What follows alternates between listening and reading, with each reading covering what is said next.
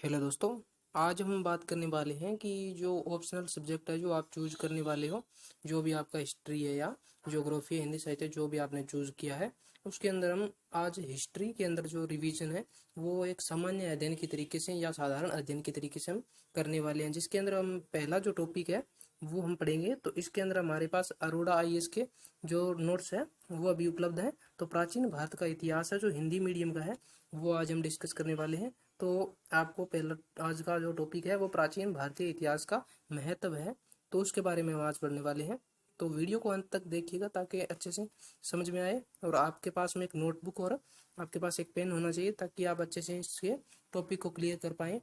और ये जो टॉपिक है जैसे महत्व हो गया और इसकी मूल मूल जो विशेषता है वो अगर आप आज याद करते हो तो आपको प्री मेंस और इंटरव्यू तक तीनों तक आपको काम आएगी, ताकि आप अच्छे से इनको स्वभावगत कर सकें और अपने आप के अंदर मतलब पूरी तरीके से समा सके, ताकि आपको बाद में रटने की आवश्यकता ना पड़े।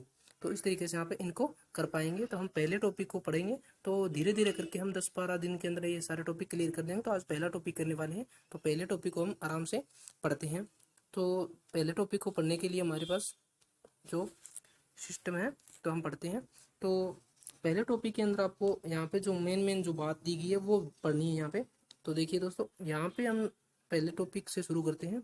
तो ये प्राचीन भारतीय इतिहास का महत्व के बारे में दिया गया। प्राचीन भारतीय इतिहास का महत्व क्या है, तो इसके अंदर हमारे जो प्राचीन भारतीय इतिहास का मतलब है क्या, वो प्राचीन भारत का इतिहास जो कब कहाँ कैसे इस तरीके से जानने की जो हमारी जो पद्धति है उसको हम प्राचीन भारतीय इतिहास को जानेंगे।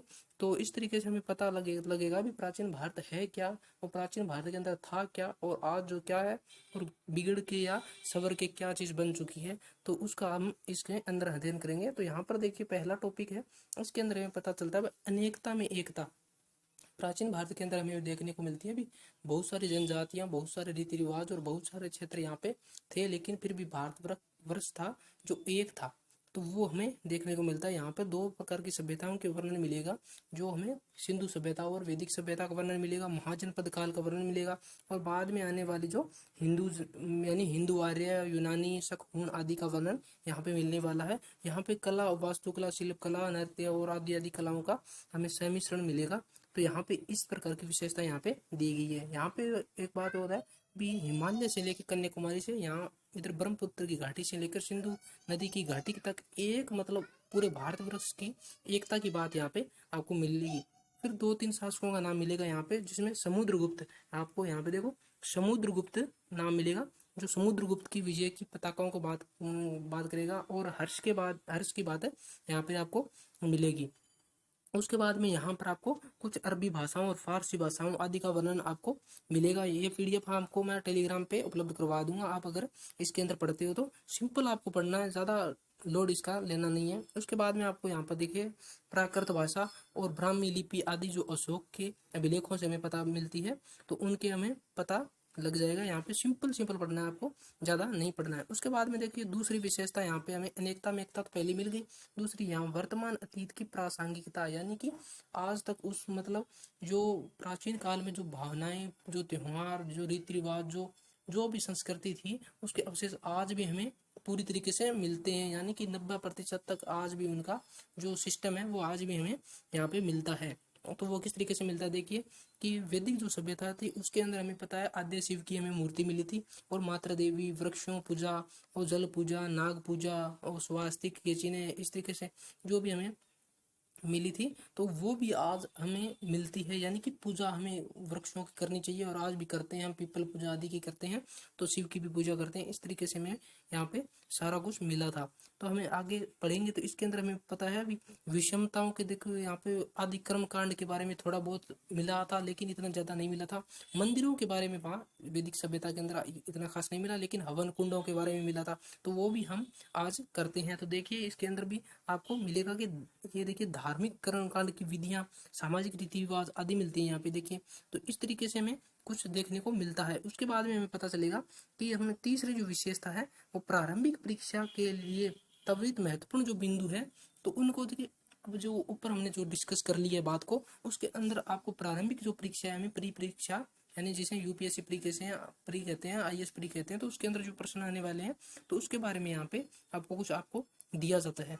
तो देखिए यहाँ पे हम पढ़ते हैं, तो यहाँ पे हमें मिलेगा कि जो देखिए यहाँ कोई समुदाय तब तक सभ्य नहीं समझा था तब तक लिखना न जाने, यानी कि जो प्राग ऐतिहासिक काल है जिसके अंदर पढ़ना लिखना कोई नहीं जानता था और न ही लिखे हुए साक्ष्य नहीं मिलते, तो उसके अंदर जो भी लोग थे उनको सभ्य नहीं माना जाएगा, वो सभ्यता के अंदर नहीं आएंगे। जिस तरीके से प्राग ऐतिहासिक काल के लोग नहीं आते हैं, तो उसी तरीके से कोई सभ्यता उसके टाइम में नहीं थी। ईसा पूर्व तीसरी सदी में अशोक ने अपना साम्राज्य दक्षिणांचल देश मतलब दक्षिण की तरफ पूरा फैला लिया था, यानी अशोक के बारे में बात कर रहे हैं। और चौथी सदी में समुद्रगुप्त के बारे में वर्णन है।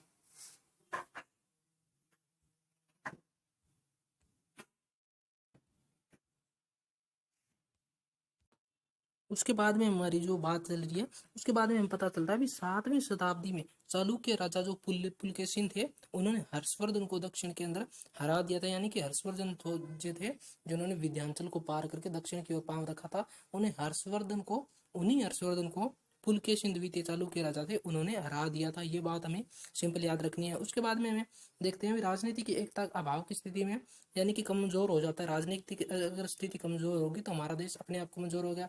उसी कारण बाबर ने आक्रमण किया था, उसी कारण जो सिकंदर था यानी कि जो भी गजनबी थे यानी कोई भी था जो बाहरी आक्रमण था, वो यानी कि राजनीतिक कमजोरी के कारण ही यहाँ पर आए थे, यानी कि मतलब यही था। और सारे देश में प्रमुख भागों में अशोक के शिलालेख प्राकृत और ब्राह्मी लिपि में लिखे गए थे, यानी कि जो अशोक के अभिलेख थे वो 4 लिपि में मिलते हैं, आपको पता है, प्राकृत और ब्राह्मी लिपि और जो अमेराइक लिपि है और जो खरोष्टी लिपि है, इसके अंदर चारों के अंदर अभिलेख। उसके बाद में हमें जो देखने को मिलता है कि हमें देखिए संस्कृत भाषा है जो देश की मूल भाषा, ये बात आपने याद रखना है, यानी कि इसे राजभाषा कह सकते हैं या इसे मूल भाषा कह सकते हैं, ये बात आपको पता चल गई।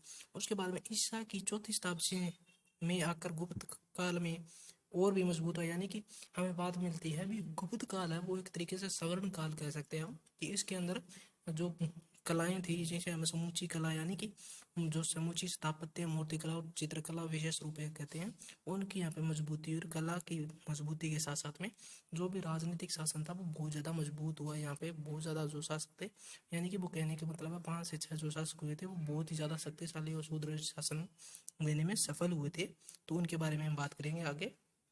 उसके बाद में देखिए यद्यपि गुप्त काल के बाद अनेक छोटे छोटे राज्यों में बंट गया, और बाद में देखिए फिर भी राजकीय दस्तावेज संस्कृत में ही लिखे गए। यहाँ पे संस्कृत भाषा के बारे में पता चलता है कि जो जैसे ही गुप्त काल खत्म होता है उसके बाद में छोटे छोटे राज्यों के अंदर डिवाइडेशन हो जाता है, कि भारत जो उत्तरी भारत जहाँ जो संगठित हो रखा था गुप्त काल में, तो वो अभी धीरे धीरे छोटे छोटे साम्राज्यों में बंट गया था, लेकिन फिर भी संस्कृत को महत्व देते थे। उसके बाद में हम आगे करते हैं तो दूसरा टॉपिक आ जाता है जिसे हम कल करेंगे।